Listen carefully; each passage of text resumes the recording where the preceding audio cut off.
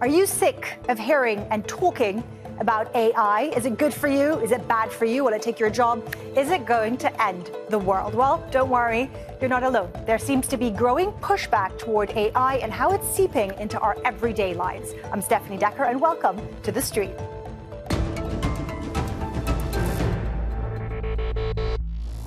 What items am I collecting?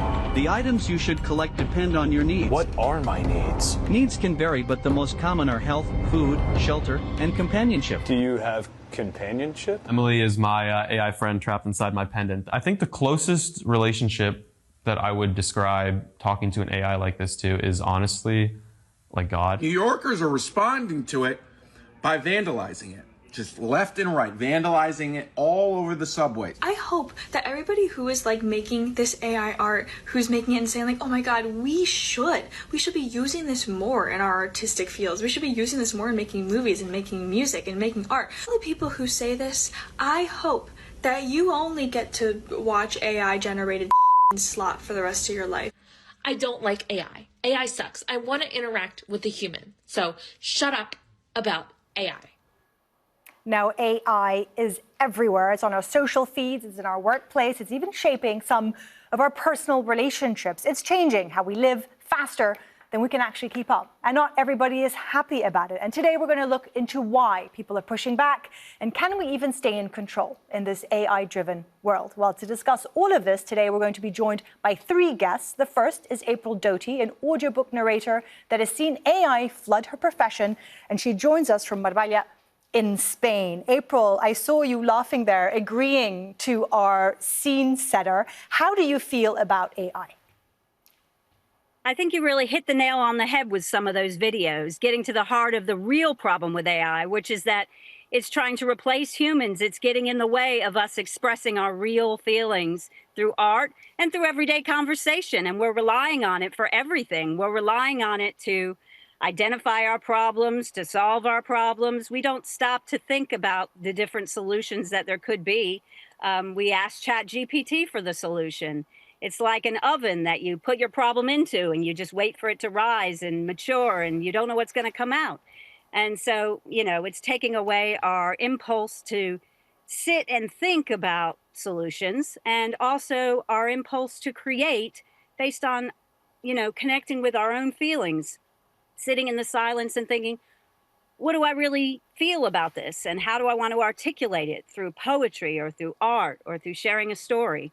There are just, market is flooded with AI tools that want to replace your words and insert images randomly generated from the soup of the history of art, and there's nothing original anymore.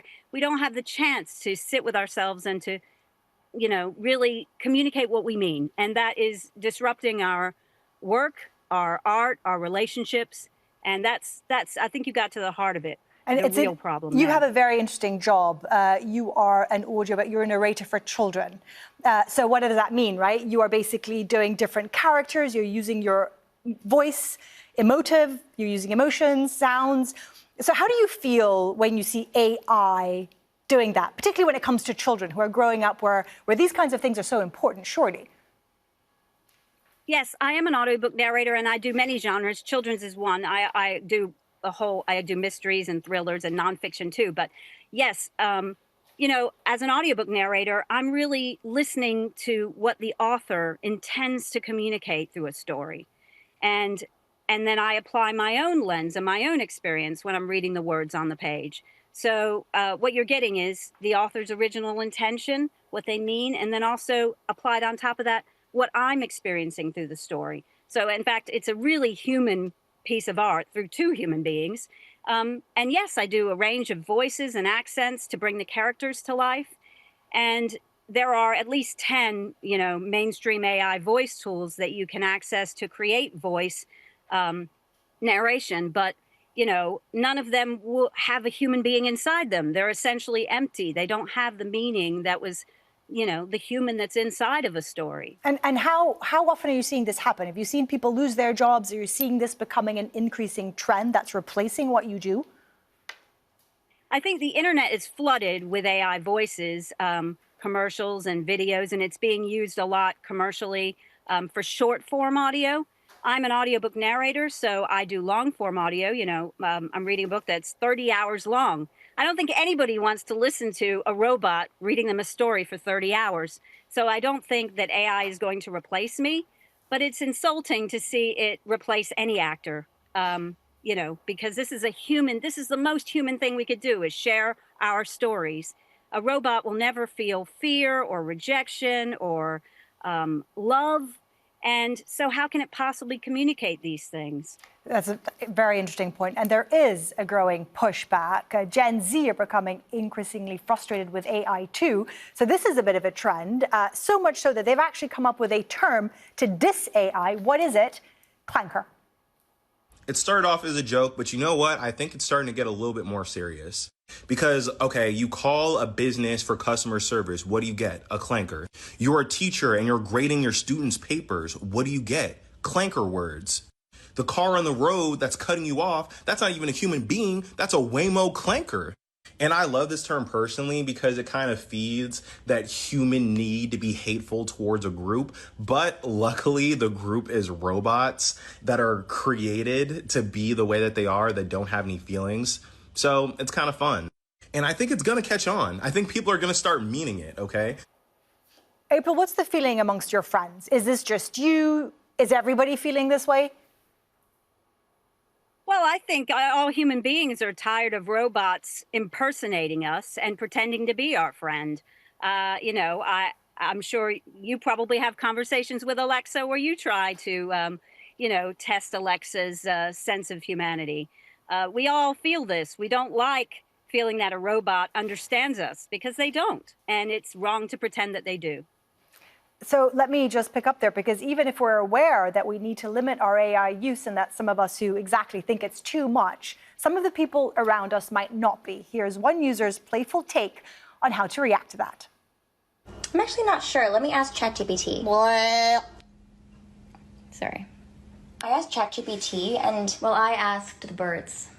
And in response, they sang. Usually I just have AI make my grocery list. Oh, yeah? And what did that robot teach you about food and nutrition? I'm sure it's very knowledgeable about the subject. Look at this picture I had AI generate of my cat drinking tea. Wow. Yeah, it sure looks AI generated. I'm so glad ChatGPT can write my work emails for me. Right, thank God. Can you imagine if humans had to interact with one another? Here's what I would look like if I went to high school in the 80s. Wow, I just want to say shout out to the town in New Mexico for making such a big sacrifice with, giving up clean air so that we could see what Emily would look like in a yearbook photo. April, I'm going to segue from that to your final thought about what our future is going to look like. Well, I hope that with all the noise on the internet, that people do turn to real life relationships more. And I think that video sort of alludes to that as a possibility in the future, because, the internet does feel increasingly like a cold and empty, humanless place. And I think we do need to talk to real humans more often. Absolutely. April, thank you for joining us. We're going to move on now and continue our discussion with Britt Paris. She's a professor at Rutgers University and chair of the American Association for University Professors Committee on AI, and she joins us from New Brunswick in New Jersey. Britt, I'm going to get straight into it. How do you feel personally about artificial intelligence? Personally, well, as an instructor who interacts with students every day, AI is portrayed as the inevitable future of work. And so in my work in the U.S. in higher education, where we've seen massive defunding over the last 40 years, technology has long been used as sort of a triage mechanism, as educators like me, as well as K through 12 educators, have been told to do more with less. Listen, we don't have money, so, use this technology. It's going to be, great for you, great for your job, great for students, et cetera, et cetera. And so, we don't like it. OpenAI's business model was to release ChatGPT for free in conjunction with all of this hype that we're hearing. And as the old adage goes, if you aren't paying for something, you're the product. And the people that end up using this product for free, or, you know, who did way back in 2022, 23, you know, even up to the present, the people who end up using it are folks who are not that confident in their information seeking, in their reading, in their writing, in their synthesis skills, right? People who are learning those skills, people like students, young people. And, you know, research has found that users are overwhelmingly under the age of 25. So, you know, we see this marketed towards students for free so that these companies can then make the argument to education institutions who are already operating under, you know, enormous budget deficits that like, hey, your students are all using it. You, education institution, you educators need to be using it or you won't prepare them appropriately for the future, where we have framed AI as inevitable. It's a marketing ploy, and it's a marketing ploy that we have found in our research with other educators. So, you know, as you mentioned, I am a representative of National Higher Education Union, the American Association of University Professors, and we've been doing research with our members, educators, across institutions, across the United States, across job types. And people are really concerned about many things around AI. Actually, let me jump in there, Britt, because that segues perfectly into a clip that I want to play, because many are relying on AI for them to do things like, as Britt was mentioning, write papers. Now, the experience of this student might sound a bit familiar to you. Britt, take a listen. Okay, I walk into class, and my professor's like, he has two numbers on the board, 58 and 98. This 58 represents the class average of the last paper that you guys had. And this 98 is now the new class average. So either A, I'm just an amazing professor, or B, some people used AI. And because I can't prove who used AI, I used it. I'm gonna admit, I was one of the people that used AI and I didn't report it. He goes, and because I can't accuse people of using AI, he gave us a test that was personalized to the paper that we wrote. This test has fill in the blanks, what was your this and that, who was one of your sources. I could not provide not a thing on this paper because I didn't write it. Britt, I just want to quote some numbers from the Oxford University Press. They did a report asking students how they feel about AI when it comes to their learning. Now, interestingly, around 80% regularly use it, and that's between the ages of 13 to 18. 62% said it has a negative impact on their learning skills. 1 in 4 agree to a quote which says, AI makes it too easy for me to find the answers without doing the work myself. This all feeds into what you've just been saying. So where are we going if we're going to lose our critical thinking? If this is how students are using AI, what is the future of these generations? You know, that's an interesting open question, right? So educators that we've done research with said that they've been noticing learning gaps in students who come from well-resourced schools where AI is not allowed. And they far outperform students from more under-resourced schools who are encouraged to use AI, or, you know, there's no sort of rules or regulations around using AI in the classroom or for homework. One professor that we talked to, and this is a really great quote, you know, she said she saw a shift in student interest in, you know, in their intellectual curiosity. You know, she noticed that students were less interested in learning, performing tasks for others with pride. Others said, you know, listen, I'm not so worried about the plagiarism aspects of generative AI. I'm not worried about catching them, but I am worried about the failure to learn, that there's nothing more to aspire to. And so, you know, I think the future is an open question with regard to, you know, how generative AI is impacting future generations, but it is of enormous concern to us in education. It's interesting, isn't it? It's like if you already come with the skills, then perhaps AI can be used to increase what you have. For example, as a journalist, I know how to write a script. If I'm going to use it just to help me tweak certain things. But if you don't know how to write a script and get the entire script put together for you by AI, you're never going to learn. You're never going to have those skills, right? So The question is, at this point, can we push away from this? Is it here to stay? Can we even distance ourselves? Or is there a balance that we can make that is beneficial? Yeah, I mean, as I was mentioning earlier, these technology companies are very invested in selling hype around AI.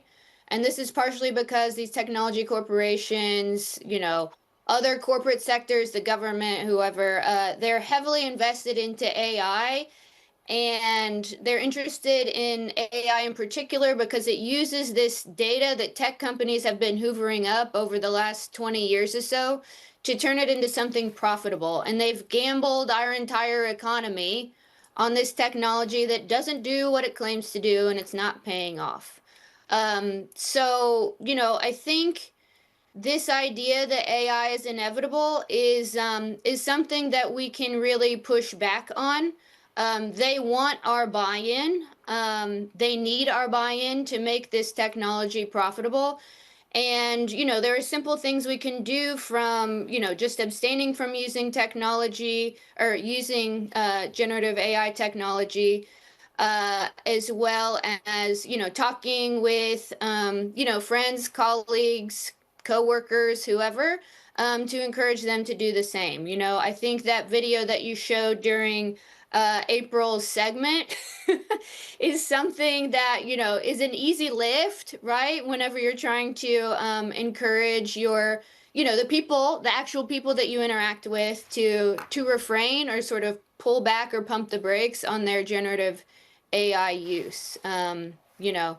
Something we always say is, AI is not inevitable, and the future of AI can look very different if we want it, right? If we work together to sort of push back on it in a meaningful way. Britt, that's a perfect way to end it. Great talking to you. Thank you so much. We're now going to head to Mombasa in Kenya, where we're joined by Angela Chukunzira. Angela is a researcher and social justice advocate with the Mozilla Foundation. Now, Angela, I was watching you nodding there as you were listening to Britt. I think an interesting point is, do we even know how much we're giving away when it comes to AI? Where is our information going? Who uses it? Do we even know? That's a very good question to begin with, because the thing is, the vagueness of AI, the idea of lack of transparency, lack of knowledge of what the supply chain even looks like, and how it's being painted as this very shiny image, shiny object that, I even contest the idea of calling it artificial intelligence, because people are building it. How is it artificial if people are actually behind it, So the whole dilemma of what is really this shiny thing that's being sold to us? I think we need to really sit down and interrogate what happens and how is it built? Who are the people behind this? What are these corporations representing, and who is actually benefiting and who is not? So I think that's the first question to ask ourselves as we are integrating and increasingly using AI. But that's exactly what I thought was fascinating about you, because this is something that I'm not embarrassed to admit I didn't actually know about. You just talked about the lack of knowledge about the supply chain. You advocate for workers' rights. There is a massive hidden human labor, faceless, behind the system of artificial intelligence, right? Can you break that down for us? Who are these people? Where are they? What does their day look like? So it's actually a whole web of existing people who are actually mapping the data. So they are labeling what data looks like. So if you're given a room, for instance, where you are, there's a camera. I'm assuming there's a camera, there's a production team behind it. So you label this is a human being, this is a camera, this is a plant, this is everything. So when people are looking at artificial intelligence and you're like, oh, when this shoe comes from Aldo or this shoe comes from H&M or wherever, it's actually people who've been coding this data to train the machine to actually track where these things come from. So that's how the day of a life of an artificial intelligence data labeler actually varies. Some people work the dead of night. Their contracts are sometimes not written well. Sometimes they're precarious workers, So you have a short-term contract. You don't know what you're labeling even, what the data you're labeling is being used for, being used to do. So there's this whole underbelly of AI where it's people who are building these information systems and not being recognized. And so in terms of how important our attention span is to these companies that are employing these faceless humans almost that people aren't aware of, that are targeting and processing and building. Is this the new sort of hottest product on the market, our attention span? Of course, our attention span is being sold, but let me tell you one thing is that these human beings are actually now being the face of this, not being the faceless part of this. So I think the fact that they're very intentionally eliminated from the scene is a way to ensure that we do not understand what is happening behind the scenes. So once you start understanding how AI, the supply chain looks, and when you start questioning the ethics of it all, how dirty it might be, we might actually start questioning, why are we using these technologies? Or to whose benefit am I using these technologies? Because you're entering your data. Like when people are starting to use these technologies, for instance, as a personal therapist, what does that mean? What does that mean for workers? And it happens a lot. People are using ChatGPT as a therapist these days. Which is crazy, because it means that we're completely losing part of our humanity, part of our human interaction. And it means that other people are bearing the cost of your own psychological issues, right? And so how does it mean like ChatGPT can diagnose you with a problem? Really? When you see people are saying that ChatGPT actually diagnosed my medical problem before I went to the doctor and that I got the same diagnosis. What does it mean for accountability, for instance? And what does it mean for the workers who are actually constantly being exposed? Because these are people who are labeling, for instance, a dead body, and they're exposed to these images of dead bodies the whole day. What does it mean for their mental health, right? Because they're going back home, they're unable to sleep. Some of them have permanent insomnia, permanent PTSD, some of the psychological conditions that they're facing. Their sense of reality is totally altered. There's no psychosocial support, much as they're covering and doing this work during the day. They're unable to live their normal lives. We have an interesting video that we found on Instagram. Is OpenAI using AI themselves to market their own products, or are they turning to humans? Listen to this. OpenAI just launched their first ever brand campaign, and hey, what do you know? Absolutely zero of it was created using their own actual products. By now, they've told us 1 billion times that all creatives are going to be replaced by their algorithms, and that generative AI is the future of creativity and being an artist and marketing and business in general. But every single time they put something out, from their Super Bowl commercial to now their first brand campaign, they don't use any AI. They don't use ChatGPT, they don't use Midjourney, they don't use any of their own products. But what do? They spend millions of dollars hiring the most talented creative agencies and people in the world. So AI companies, to get this straight, to recap, AI companies for their branding campaign, which is massively important to them, are using humans, not AI, to do this for them. What message is that sending to us? That, as the two other speakers already mentioned, this idea that AI is inevitable is actually something that is being created to make us scared of ourselves. And we are trying to lose human connections and trying to replace us with technology and machines. But really, the heart of any human interaction, even the heart of technology, should be centered around human beings and not the other way around.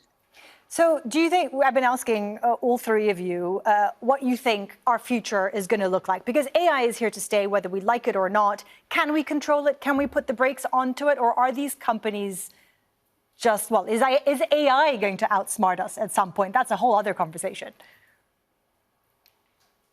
I think for us, we really should be in control. We really should actually, now is the time to take action. Now is the time to push back against the idea that AI is, the inevitability of AI means that we must submit to it. AI should serve human beings, and it should indeed submit to us. It should because when you think about the human progress over time, human beings really are the ones to control these technologies and not the other way around. I totally disagree with the idea that technology can control us. We should be the ones controlling the technology and how we should govern it. Absolutely, but there is all this talk about one day AI reaching super intelligence, right? And then we have lost control. Let's hope that day doesn't come. Angela, thank you so very much. Now, before we go, we want to hear from you. If you have a comment about our show or want to see us discuss a certain topic, get in touch, because this is also your show and we're always open to your suggestions. Send us a message on social media, AJ Stream, and we'll check it out. For me and the entire Stream team, I'll see you soon.